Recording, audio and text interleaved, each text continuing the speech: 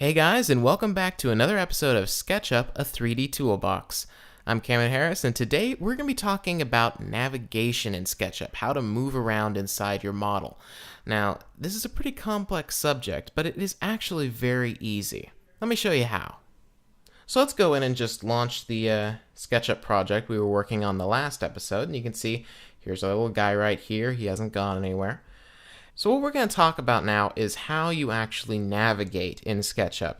So how you can pan and tilt and zoom around and get yourself wherever you need to be to work on your model.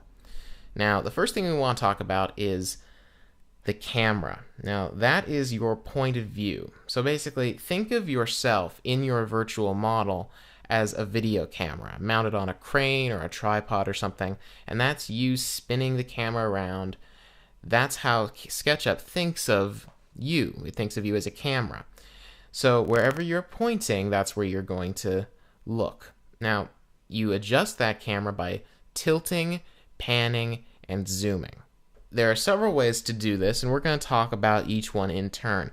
The first way to do it is just using the tools. And you can see there's a section right up here dedicated only to tools in the toolbar. So there's this hand, a magnifying glass. You also have a similar section in your tool palette. Now the first one that we want to talk about is this one right here. It kind of looks like a little couple twirly arrows twirling around each other in 3D. If you click it, actually if you hover over it, you'll see it's called the orbit tool. And if you click it, your mouse pointer, when you're in the SketchUp window, turns into that same little icon. Now if you click and drag in SketchUp, you can see you rotate around whatever point you click. So if I move my pointer to the right, I turn to the right, move it to the left, I turn to the left, up, down, do little circles. Pretty intuitive actually. It takes a little bit of getting used to, but it's actually a very nice way to move around. The next tool is this guy right here. It's pretty self-explanatory. This is the pan tool. It's also the hand. Now, select the hand, click and hold, and move it left and right. You can see this is different from the orbit tool. In the orbit tool, you'll notice, if I select it, we were spinning around. See that? We're spinning. But with the pan tool, we're panning. In other words, the camera isn't rotating, it's just moving from left to right, up and down. Left, right, up, down. Again, pretty intuitive. Now the last one, this one right here, these two magnifying glasses. All right, the first magnifying glass is the zoom tool. And with the zoom tool, same thing, click and drag. By dragging up, I zoom forward. By dragging down, I zoom back. Left and right don't really make any difference with the zoom tool.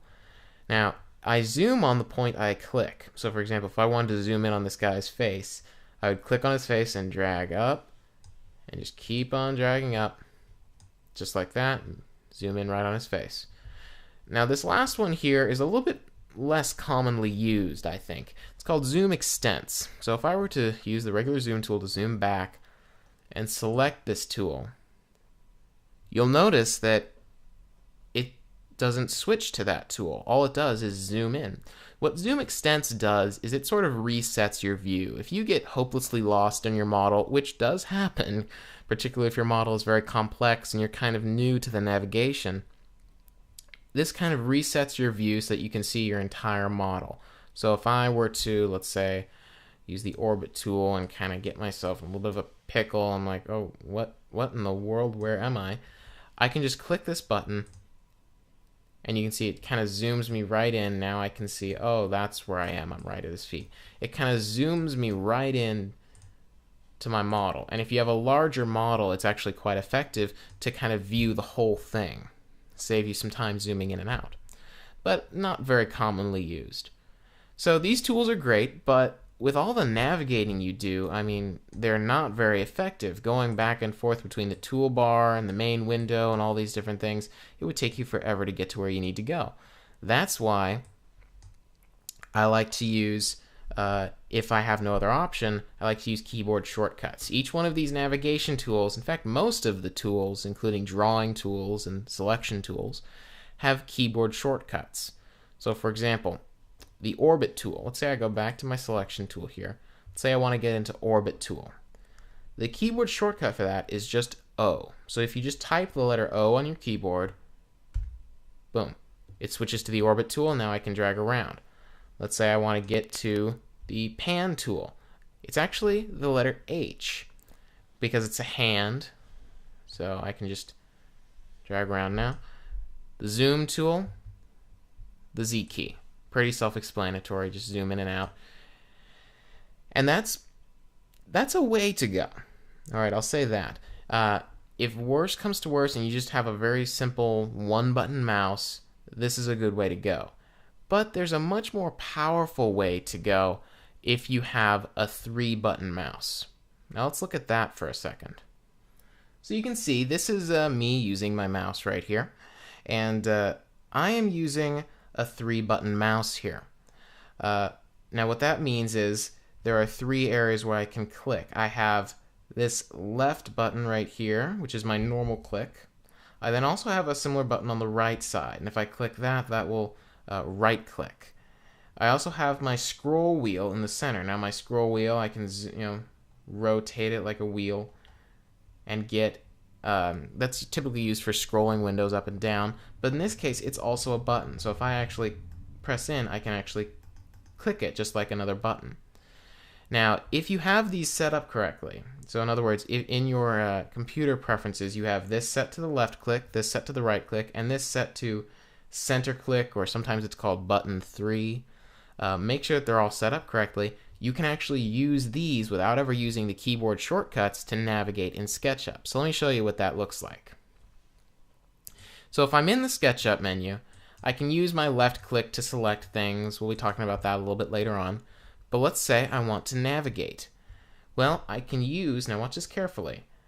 I click and hold, just like I'm clicking and holding in the orbit tool. So let's see. I have the orbit tool selected. I click and hold the left click button, and I can orbit like that. But if I use the center button instead of the left click, you notice I'm not in the orbit tool, I'm in the selection tool. If I click and hold the center button, look at that, it automatically switches me to the orbit tool. I can drag however I want. When I release, it takes me right back to the selection tool right where I was. And this is a very, very quick way to navigate through SketchUp. So that's the shortcut for orbiting. Let's say I want to pan, so I want to pan back and forth. Rather than use the H key shortcut or select it like this, again, I click and hold the center button or the scroll wheel, and you can see I'm still orbiting. If I hold down the shift key, it automatically switches to the hand. So by clicking and holding the scroll wheel and the shift key, I'm now in pan.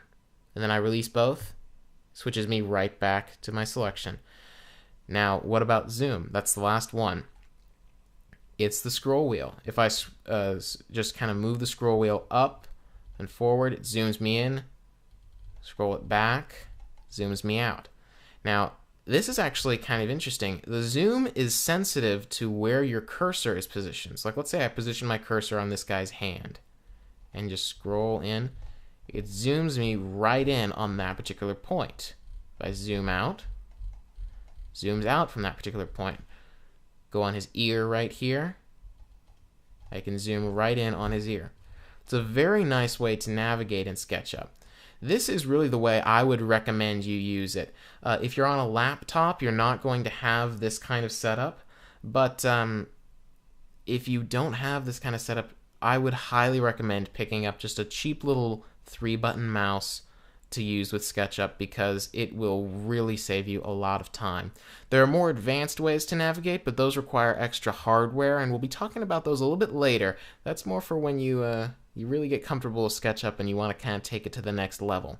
For now, this is really a great way to navigate. So remember, either use the orbit, pan, and zoom tools up in the menu bar, or you can also use the tool palette, orbit, pan, and zoom.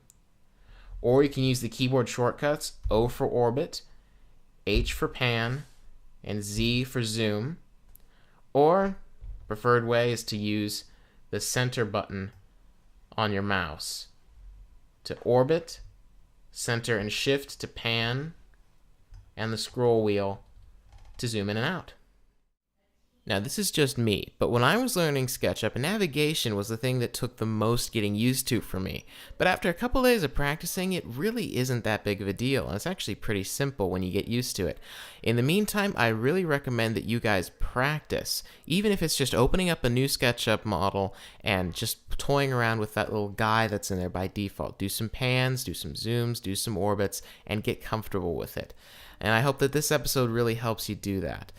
In the meantime, I want to remind you that you can find us online at harwoodpodcast.com. There you can check out our forums and email us and suggest ideas and all that great stuff. And speaking of email, our email is harwoodpodcast@comcast.net. I'll see you next time. Goodbye and good modeling.